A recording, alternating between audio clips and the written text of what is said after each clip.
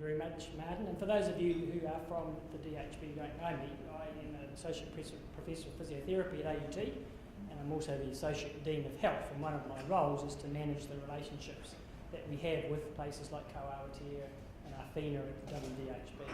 So we're always happy to come down here and have these presentations, and they've been a pretty successful series. So I'm going to share with you some of the research that was part of my Doctor of Health Science, and as well as that, we're going to look at the impact of this pathway that I took and where it led to, things that were influencing the physiotherapy curriculum and influencing physiotherapy practice in general, because the Doctor of Health Science pathway is fundamentally what we determine a clinical doctorate, and we like to see that have an impact on clinical practice. And then at the end of that, Liz, as stated, is going to give us the nuts and bolts of what that might mean if you wish to go on that pathway. So why was I interested in this topic? Well, partly it's a personal experience. When I was 17 years old, I was playing rugby, as most New Zealanders do, and I had the misfortune to be tackled and rupture my posterior cruciate ligament. I wasn't told that at the time because the diagnostic processes were pretty rudimentary. I was told I had a bad bruise and it would probably get better in a few weeks. Well, it didn't end up being like that. And although I made a pretty good recovery, some 30 odd or more years later, I now have a situation where I do have quite an arthritic knee, and you can see there's a bit of a difference between the two. So one of the reasons for embarking on the topic was a personal interest, but more importantly, it had significant interest to me in terms of a health issue. And so as I started to provide some context for what I was interested in the Doctor of Health Science, I had to go to the literature and have a look at what current management was and where physiotherapy might fit into this management profile. So we know that arthritis in general is a very common condition affecting 1 in 6 New Zealanders, and osteoarthritis in particular affects about 7% of the population. Now the cost of managing that is huge because the cost of treatment is immense, and most of the admissions to hospital for total joint replacements consume a large amount of resource, and there's the cost in terms of the economic cost of people not being able to go to work or get back to work or work differently because of their problem. And we know that the hip and the knee are very common joints affected, although it can affect any part of the body at all. So it became apparent this was quite a big problem.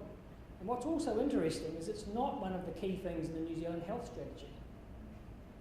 It has an effect on the health strategy from the perspective that if you can't get around because of your arthritic hip or knee, you may put on weight. You may become affected from a cardiovascular perspective, and you may have a different quality of life. So physical activity, improving quality of life, improving our general health are part of the strategy. So it's sort of a subset of that.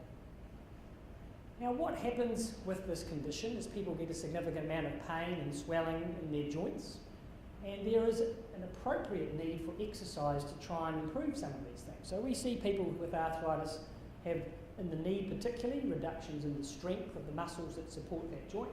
We see them having reduced range of motion, and I began to focus a little bit more on the range of motion loss as a part of my doctorate. So these people get stiffness in their joints.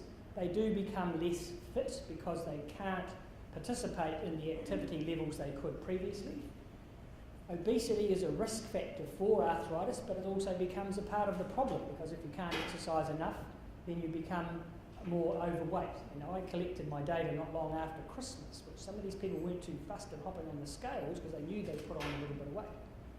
And one of the things that patients mention to me frequently is the psychological distress of living with a chronic and ongoing condition. And it's not enough talked about that, so that they're often quite happy to know that somebody is thinking about the psychological distress that's going on. If you go and look at what is the guideline management for osteoarthritis, there are two fairly significant guidelines that are in the literature. One of them is this, the AUT guideline, Osteoarthritis Research International, and there is the NICE guideline, for those of you in the UK know what the NICE system is, which is a process of, again, accumulating evidence towards management of a range of conditions. And this guideline is a consensus guideline by experts in the management of osteoarthritis. And their feeling is that people who have this condition should aim to reduce joint stiffness, improve and maintain joint mobility, reduce physical disability and handicap, improve quality of life, and limit the progression of the disease, which I thought was a pretty important one, particularly from a physiotherapy perspective. Education, patients are hungry for education about this. They want to know they're doing the right thing by themselves. And the overriding consensus is that patients should be encouraged to undertake and continue regular aerobic muscle strengthening and range of motion exercises. And that had a 90% consensus. And they're trying to get experts to agree 90% is a pretty important consensus. So they're adamant this is the way forward. Now, when I started then to look at, so what is the patient's experience of getting access to what is a proven and evidence-based management program of strengthening and range of motion? Do they actually get that? This is a study out of the United Kingdom and the NHS, so it may not be applicable to New Zealand, but it has some quite scary implications. This was a prospective review of 300,000 patients with osteoarthritis of the hip or knee. And they asked these patients, when they went to the general practitioner, what happened in terms of getting to a conservative, evidence-based intervention, i.e. physiotherapy. In the first year, 2% of them got referred to physio. If they went back a year later, then 11% would be referred, and if they went back 3 years later, up to 17. So approximately 1 in 5 people is actually getting referred for a relatively cost-effective conservative intervention.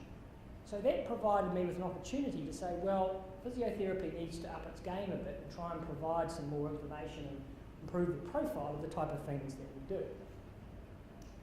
And physiotherapy has been shown to be very effective. There are numerous randomised controlled trials which show that physiotherapy increases strength, improves range of motion, decreases medication use and improves quality of life. And these things may well be of interest when we think about the PHO environment and integrated care. We would want to see PHOs reduce their medication costs. Maybe they need to start looking at conservative interventions which would minimise the number of non-steroidal anti-inflammatories that we give out. Other therapies are very popular. We have a pool at AUT on the North Shore campus, which is very popular with people with osteoarthritis. Very good for maintaining their mobility, and they like the walk for the water. Cycling is helpful, as is often the very thing which is troublesome, walking. Doing more walking actually helps you to get better. People need to be encouraged to understand how to do that. And a lot of patients will take some of these alternative medications such as glucosamine and chondroitin and sulfate. And whilst they've been shown to be fairly similar to placebo, they still are useful for the person who's finding benefit. And if they don't need to take anti-inflammatories, well, that's probably a good thing.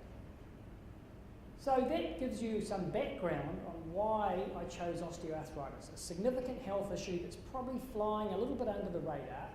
And people who go to their general practitioner are probably not dealt with in a way, this is not a life-threatening condition, so maybe I'm not going to make too much fuss about it, but a lot of people are quite troubled by it. Now, the basis of my research was to look at stretching interventions. In my master's degree, I looked at some stretching interventions in young, healthy populations, so it seemed natural to try and combine my knowledge of stretching with something that had a greater degree of health impact. And in fact, there's very little information on stretching in injured populations or those with conditions such as osteoarthritis, which is surprising given that I'd probably suggest stretching is probably the single most common intervention physios prescribe on a daily basis, stretch something, and so they use it a lot. So what do we know about stretching? Well, there's two broad types of stretching. Acute stretching interventions happen now in this moment. We do something, put some pressure on those muscles, and we can see what happens in that immediate time frame. But most of the types of stretching that you would be familiar with are what we call periodic stretching, which is where you do things over a period of days and weeks, and you hope to see some sort of change in the range of motion to those joints. So there's plenty of evidence of stretching being helpful in young populations and very little in the osteoarthritic population, and mostly combined with other interventions like strengthening.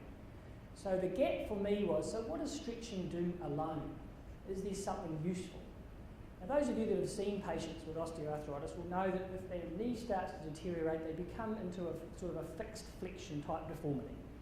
And so they might potentially lose range not only in the knee joint, but also in the muscles that surround the joint.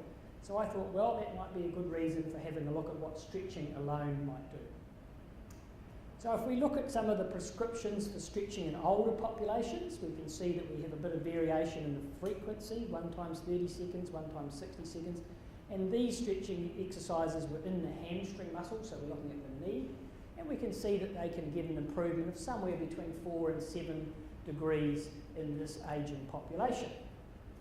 So I did 2 studies for my doctorate. The first study was to look at the immediate effect of a stretching intervention in a group of people who had arthritis and a group of people who were of the same age who didn't have arthritis. So we were interested in a number of variables. We wanted to look at their knee movement, and we wanted to look at some other viscoelastic variables of force and stiffness. And I'm not going to talk about these today because they're not particularly relevant to you in terms of the clinicians. We want to know about what's happening with the range of motion. That's much more useful to you. So we looked at getting people who fell in an age range of where osteoarthritis is common. So we chose people from the age 60 to 75. We diagnosed them using a criteria called the Altman criteria, which is really looking at the amount of disability and range of motion they have. And some people had x-rays where you can measure the amount of deterioration in their knees. So as long as they had genuine osteoarthritis, they were admitted into the study. We used some outcome measures to see what sort of disability they had. So the WOMAC, or the Western Ontario McMaster Arthritis Questionnaire, is a very commonly used questionnaire for people with arthritis. And the Lower Limb Task Questionnaire is another functional scale for looking at the impact of any sort of injury on the lower limb. The other people were of the same age but were otherwise fit and well and had no osteoarthritis in their lower limbs, and we excluded people, as we do if they had neurological conditions or things that might affect their ability to undertake the program. So the methodology that we used is a fairly consistently used methodology for looking at changes in hamstring range of motion. So this is a Biodex machine, a fairly fancy piece of equipment. It's a fairly older one now, but we've got a couple of these. Essentially, this patient is sitting in a custom-made chair with a lumbar roll behind their back to maintain some degree of lordosis in their back and minimise the amount of pelvic movement when we put stretch on the hamstrings. They have a hip angle of about 35 degrees, and they have a lever arm of the kincom sits down around about here, and it's going to slowly extend this person's leg as a passive stretch to that muscle. And what happens is that at some point in this range, this person is going to say, that's enough, thanks very much, I've got enough discomfort in my hamstring, but I think that's the limit that I'm prepared to let you go to. So there is a subjective component in terms of where they call the stop. This methodology does require us to be truly passive though, so we've actually got EMG on the quads and hamstrings, and if anybody went over 1% of their EMG, they were eliminated from that trial. Most people got the hang of it. This person is blindfolded not entirely to preserve their anonymity, but also so that they can concentrate on the stretching sensation and not stop the leg where they think they need to stop it, but actually where it truly feels a bit unpleasant.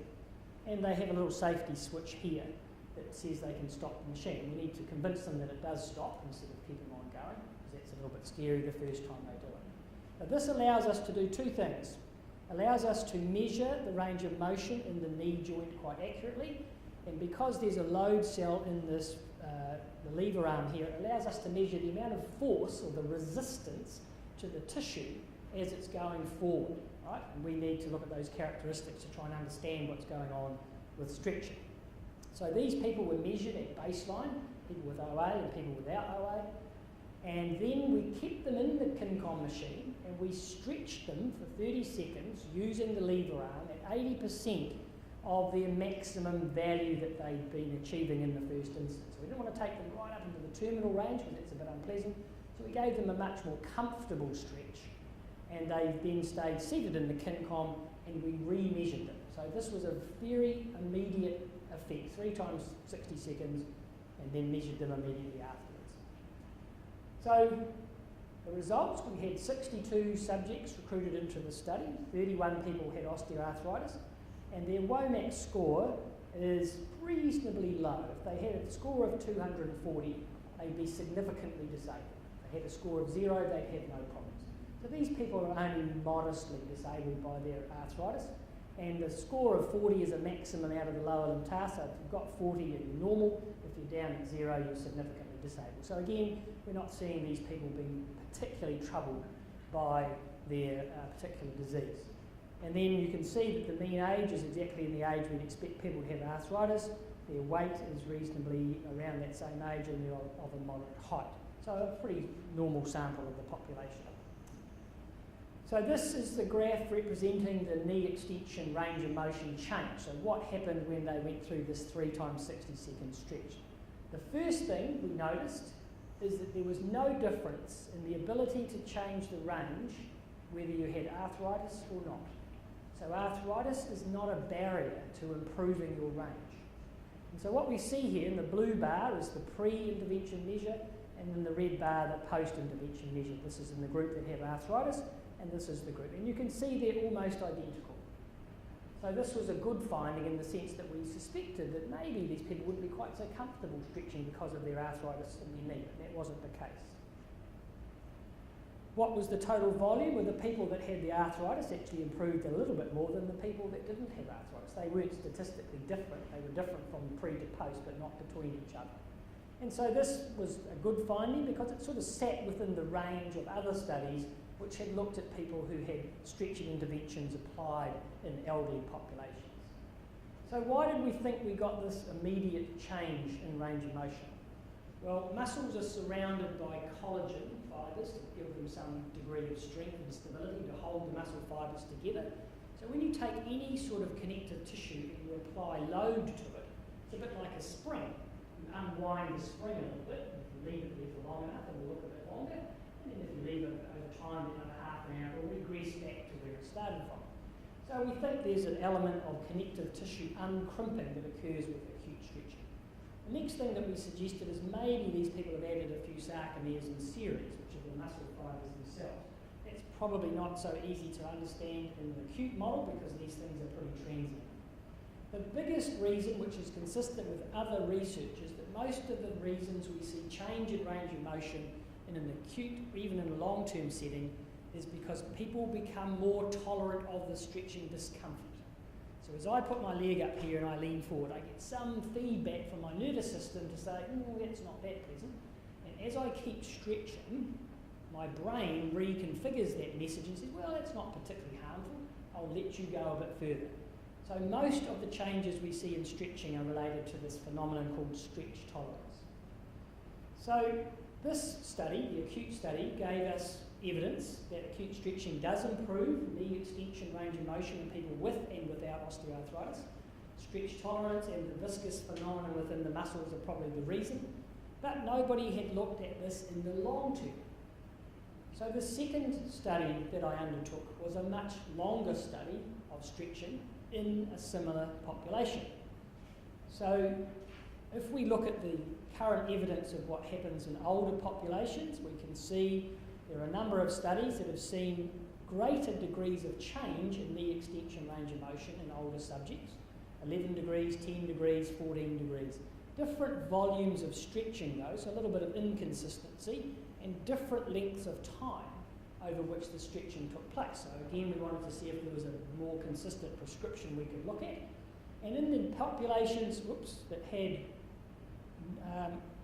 knee OA, it appears that in those stretching studies, the amount of change was much less. So something's happening with this group compared to those other people without OA in the same age, and these were the few studies that I managed to identify. So the purpose of this long-term study was to look at the effects of a 6-week stretching program on the general lower limb muscles in people with arthritis and those without. Same variables as the acute study, but in this study we were also interested in could we change function, because it's all very well that we go away and give somebody a stretch to do, but if they don't see any benefit in their lifestyle, then what's the point? And these people have already told us that they're not functioning as well on the planet as they would like to be. So the overall study design, in the first instance, I was able to recruit 100 subjects via newspaper advertisements from people on the North Shore. And interestingly, I placed this advert in the North Shore Times on a Thursday afternoon at 3 o'clock. And by 5 o'clock, I had 100 subjects.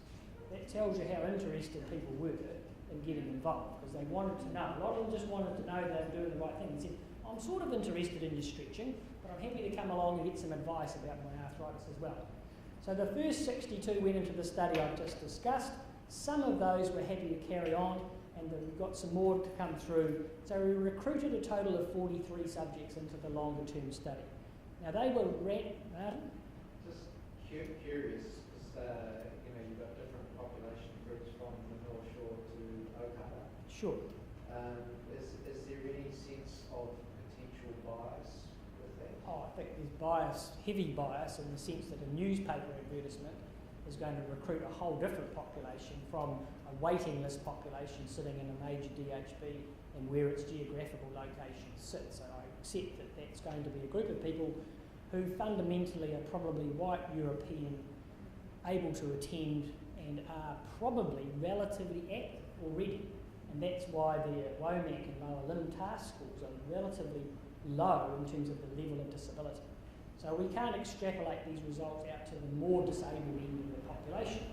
Although Peter McNair has conducted studies in this very DHB looking at strengthening people on the waiting list who have shown quite significant improvement in their variables, even though they're due for a knee replacement. So these populations do appear to be able to have some ability to change, and I think that's the bit that, from a physio perspective, what can we give these people to do? Because they may be 5 or 6 or 7 years waiting for their joint replacement, and that time their pathway may just feel like it's slowly deteriorating. So can we have some positive influence with trying to keep their range of motion? Now you can see that the groups are slightly uneven in terms of their distribution. This was a randomised controlled trial. I set up the randomisation process in terms of what I wanted done, and I gave that job to some other people.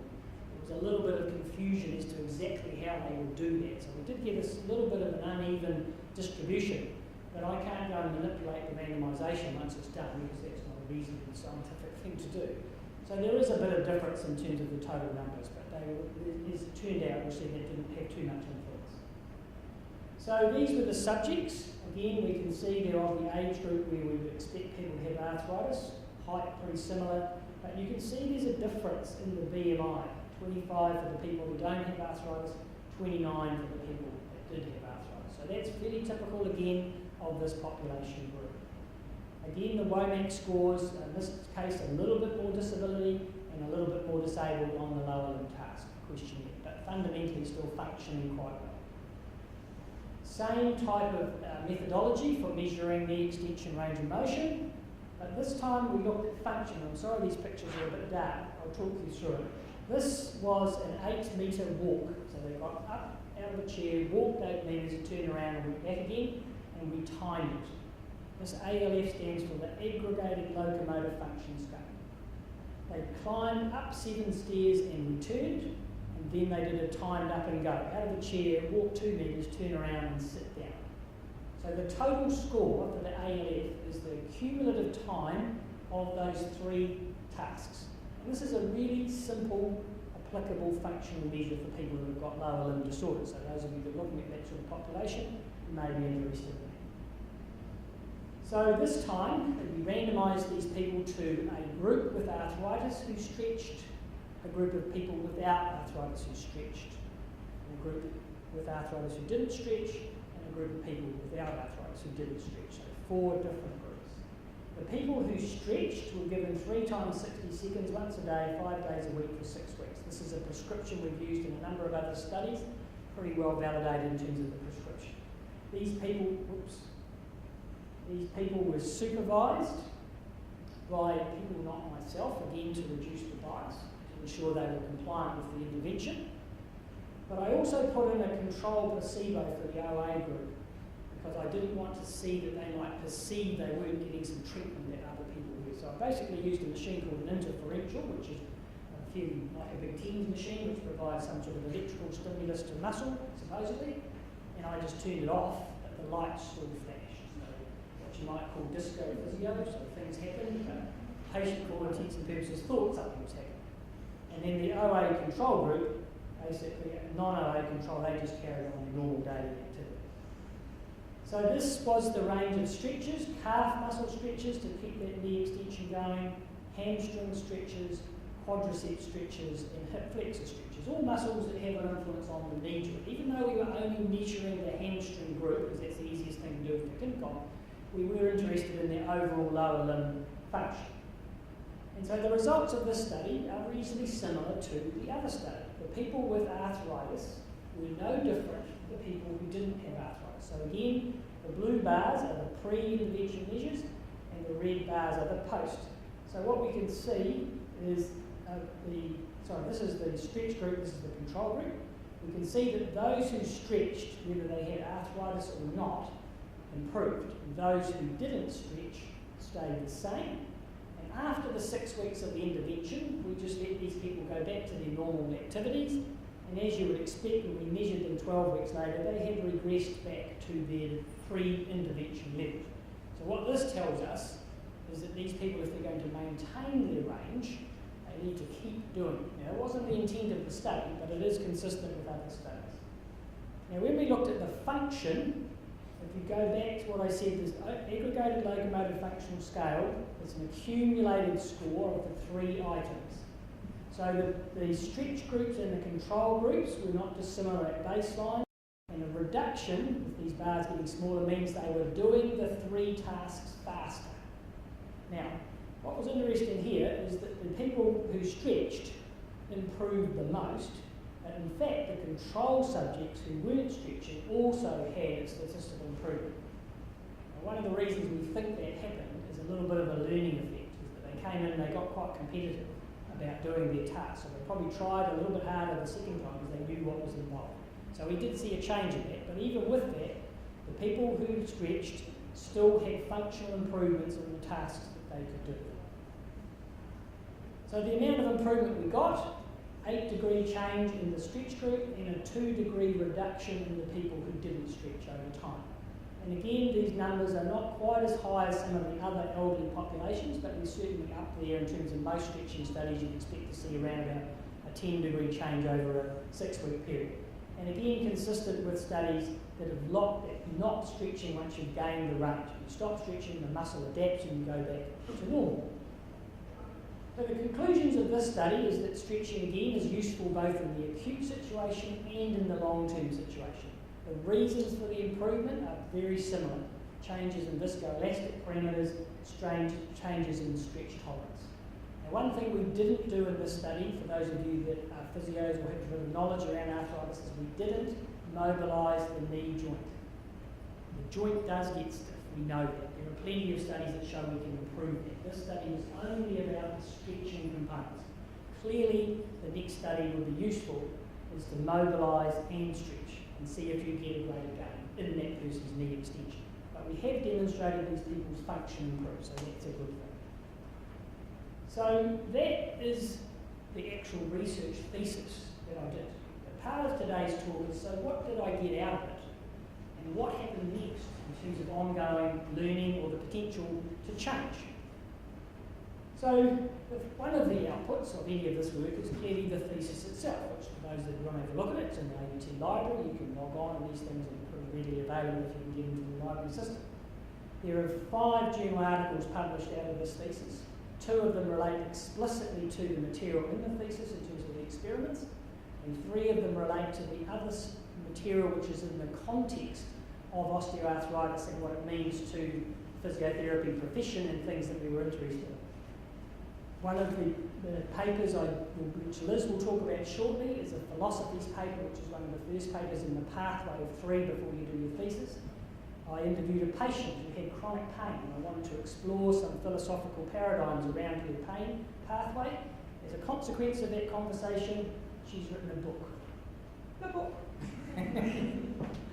I've done many conference presentations on this topic because people are interested in where it might fit into the clinical practice. And we have now developed a series of seminars with Arthritis New Zealand, which we run from the North Shore campus, because of this constant desire for patients to want to know more. They were hungry for knowledge. So now every 2 months we run a series on exercise, diet, managing chronic pain, all sorts of things that are of interest to the patient. Some of that they drive, some of it we drive in terms of what we want to do. We've had quite a bit of support from Arthritis New Zealand to promote other types of research. We haven't always got funding for some of the things we want, but they're very supportive of AUT's pathway in making the lives of people with arthritis a lot better. And then the 2 things that were particularly of interest within the school is that the information in the context of arthritis and what it meant for physiotherapists has made some significant curriculum change. We wanted to change physiotherapists from a maybe what might be perceived as a more acute ACC model to a more engaging model with people who are living with chronic and long-term disease processes. And we've also got a project in the clinic which gives people with arthritis the opportunity to have more than one health professional deal with them at one time, an interprofessional project. I'm just going to give you a little bit of background on some of these things. So there's quite a bit of output out of this particular pathway. So this is the book, and this is the book cover. And the reason that the person, Kathy, who wrote the book, chose this is because her injury was a fall onto a concrete step in the middle of her back. And at that moment she said it felt like a shower of sparks went through her whole body. So this was a picture that to her epitomised what happened in her spine. So the trunk of the tree represented the spine, and this light going out like this represented these sparks coming out of her body. Now this writing of the book was reasonably therapeutic for her, because she then had to think about all of what was going on in her life, living with chronic pain every day. So the book has a very personal perspective. It has now become a required text for the third year students who take a paper called Complexity in the Community, which is about pain management and a range of other activities.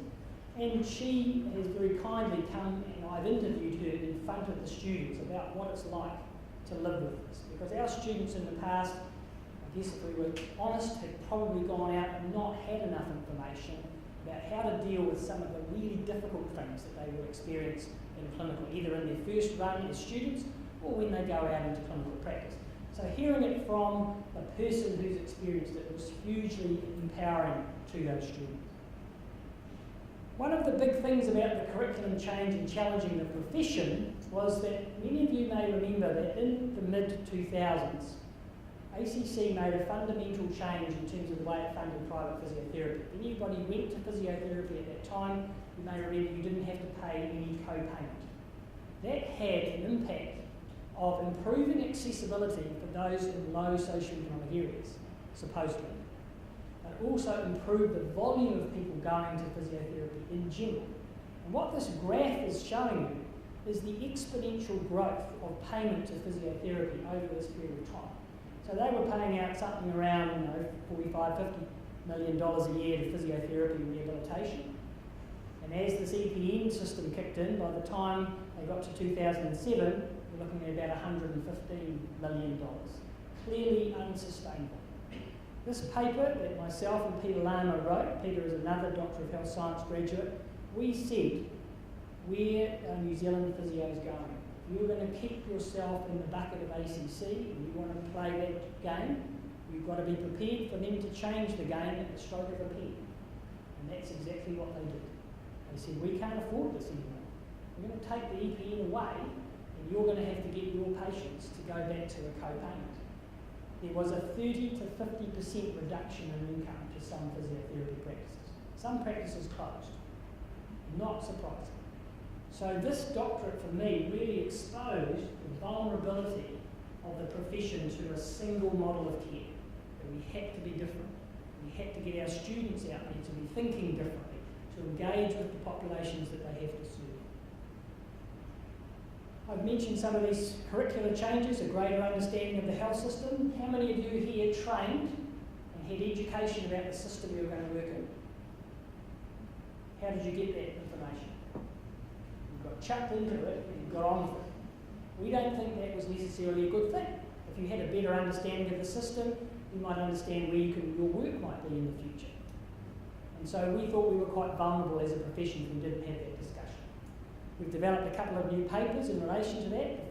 One of the first papers in the second semester of the first year physio curriculum they do is a paper called Exploring Health Priorities, which Kate and I teach on, which is about showing them the importance of policy, decisions that are made, ACC systems, the public health system, so they understand the environment they're going to. We have this ability to have different types of clinical placements.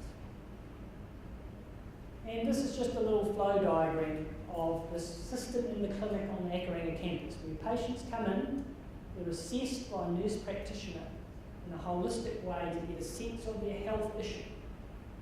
In combination with the patient and the staff in the clinic, this interprofessional team decides which of the services might be best to offer to that client. They can choose one or none of those, or some. They will make those decisions themselves. But basically, if they choose to engage, we would suggest that wherever practicable, more than one student is with them. It's not just going to the physio and then the podiatrist and then the occupational therapist. It's about the physio and the occupational therapist being together with their patient. And the feedback from the patients, although subjective, is hugely powerful. They really like it. They feel valued, they feel like someone's listening to them, and they haven't got to tell their story 5 times over. We've put around that electronic patient management system which everybody has access to. It's wonderful if our health system moves to that level of integration. We know some steps have been made that way. So these are things which, when I set off on this journey in 2004, I had no real concept that it would happen this way. But I'm very happy that it has, and I'm happy to answer any questions you might have about that pathway. Well, maybe I could hand to Liz, and we can have a look about the DHSC, and then we can talk